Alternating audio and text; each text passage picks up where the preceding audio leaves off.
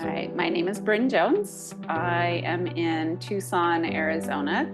I'm the founder of Gathering Elan, and I'm an executive and leadership coach. Tell me, how long ago did you answer the call to coach?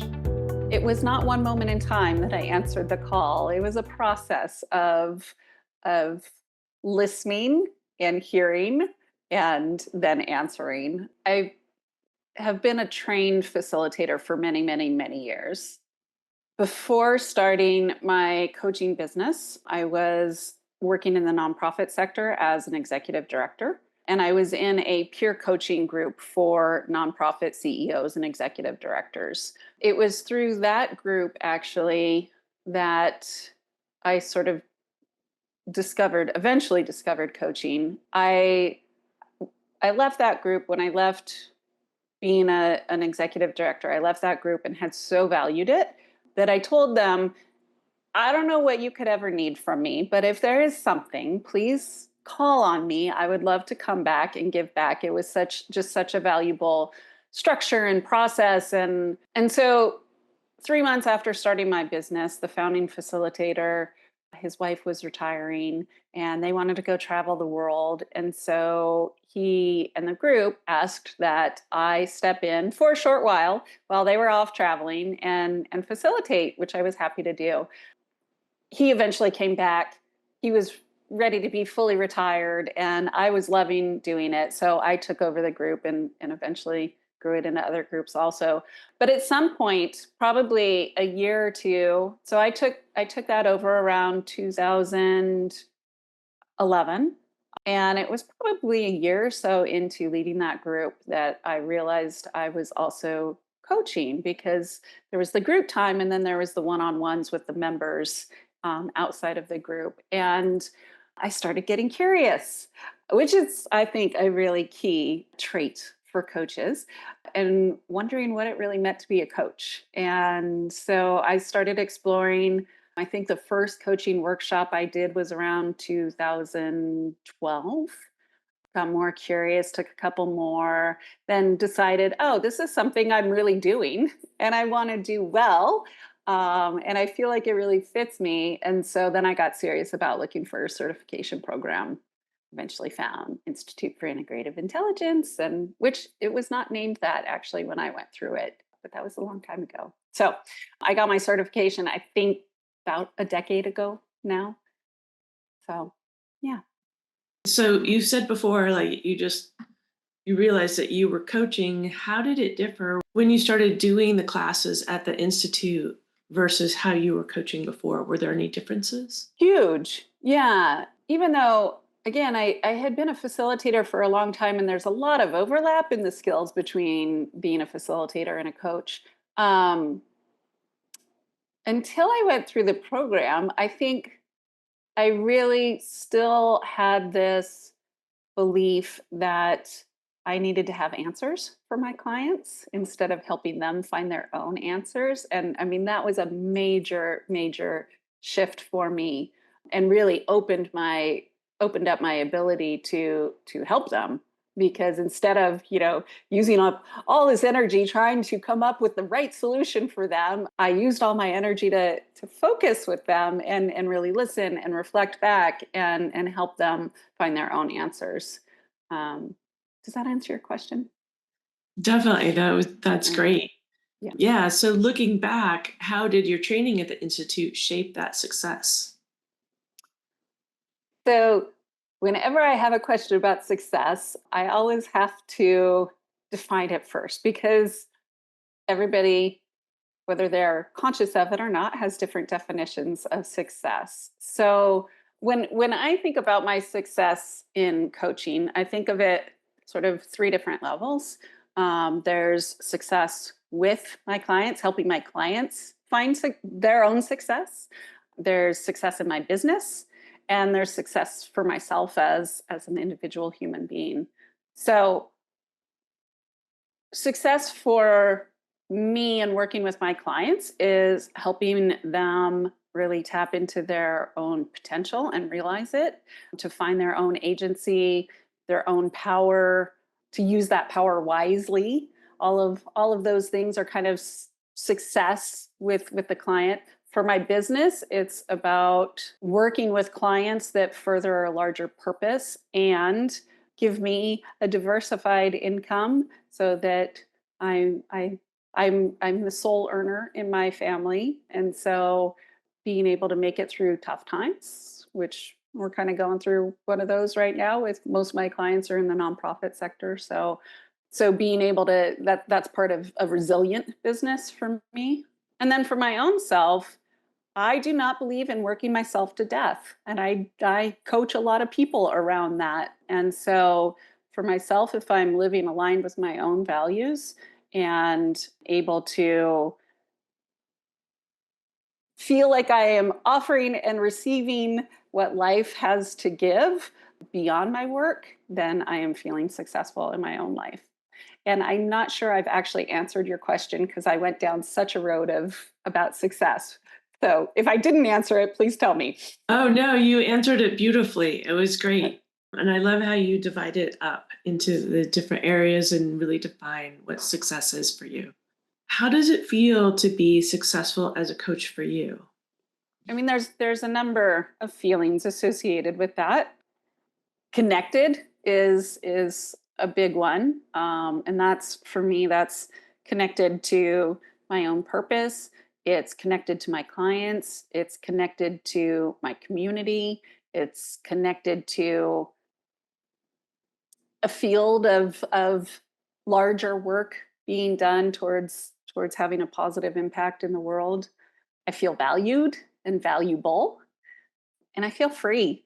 I feel I like to work for myself.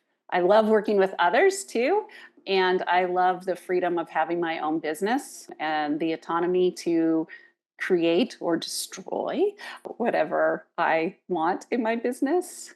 So I think those are the ones that come immediately to me. What advice would you have for somebody considering entering the coaching profession?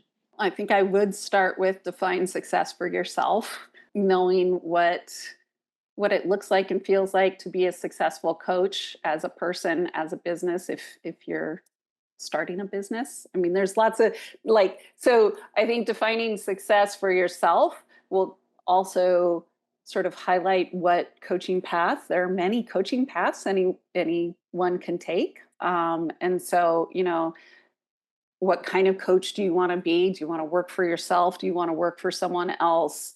All of those, if you have your own idea of what being a successful coach looks like, those questions are going to be easier to answer.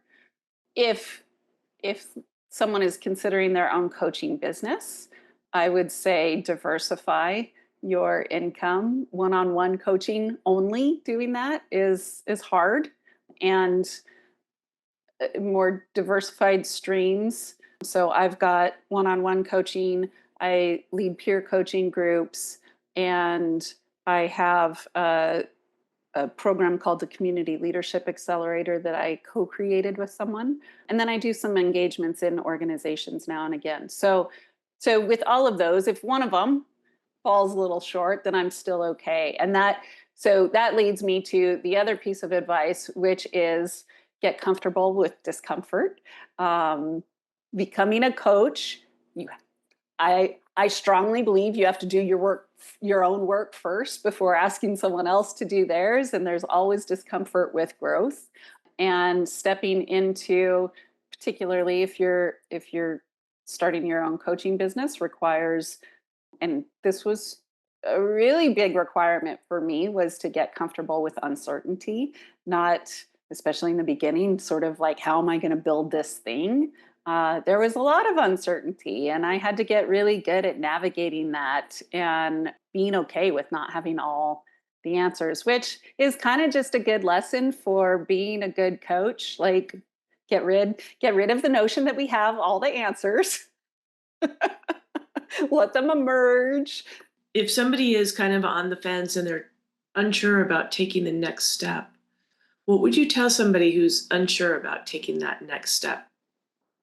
I think that I would probably ask them how ready they felt to step into something new, and start there. And if it's like, 8, 9, or 10, I'm all in. Like, then find the right program, which might be the Institute for Integrative Intelligence. If it's a lower number, I would say figure out how to get a taste of coaching first. Hire a coach, be coached for a while, find some introductory workshops that might give you a taste of it. Take one of those. Maybe just try a little coaching with a friend. Try it on. Try it on is one of my favorite phrases. Yeah. And looking back at your learnings with the Institute, what is the one takeaway that you have?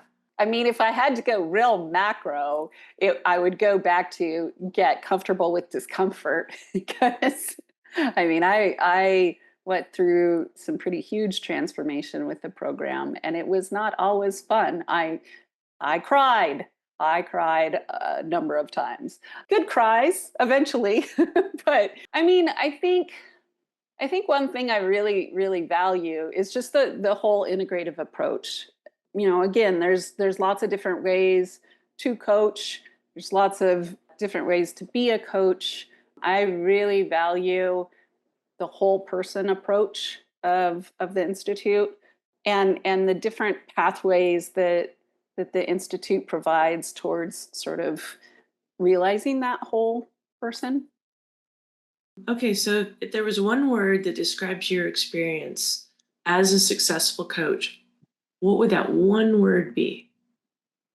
Well, I have to go with elan because my business is gathering elan. It's also my middle name, truly, like I was given that name at birth. And it means spirit and vitality. And so when I am at my best as a coach and when my clients are doing their best work, elan is what is coming out of it. So, yeah. That is so magical. That was totally awesome. Like, how Thank cool is you. that? Are there any other questions before we get into your programs that you're offering? Anything else that you want to say about the Institute? I mean, yeah, I think I would say that, I mean, when we talk about coaching, so often we're talking about working one-on-one with someone and helping them find their own answers and you know, really step into their own potential. But I think another thing that I really got out of the Institute, which I've so appreciated, is thinking about like ourselves as coaches in relationship with our clients, but also our clients in relationship with other, particularly when coaching executive and leaders. Like it is so often relationship stuff, communication stuff. It's really about being able to connect with other human beings, to have empathy with other human beings, to hear them, to listen to them, to get curious with them. And I think the Institute did all of that really well. Anything that you want to share with people? Well, first, I will share my website is Gathering Elan. So it's, can we type that one up? It's GATHERINGELAN.com. And again, I have different offerings. So there's the one-on-one executive and leadership coaching. And I do want to say that leadership for me is not just positional leadership. My work is very much about building leaderful organizations and communities. And so I see anyone sort of willing to step up as a leader. I also talk a lot about change agents, which some folks don't want to claim that title of leader. And so I work with a lot of change agents, which leads me to another thing that I do, which is the Community Leadership Accelerator. And that is a 6-month transformational program for leaders of social change. I co-lead that. That is also on my website. We'll be working on filling our next cohort for the fall. So, and then I have the peer coaching groups which are mostly for folks in Tucson, although I do have some folks come down from Phoenix for the groups too that run statewide organizations, but those are specifically for nonprofit executive directors and CEOs. So all of that information is on my website, as is a way to reach out to me. So website would probably be the best way in.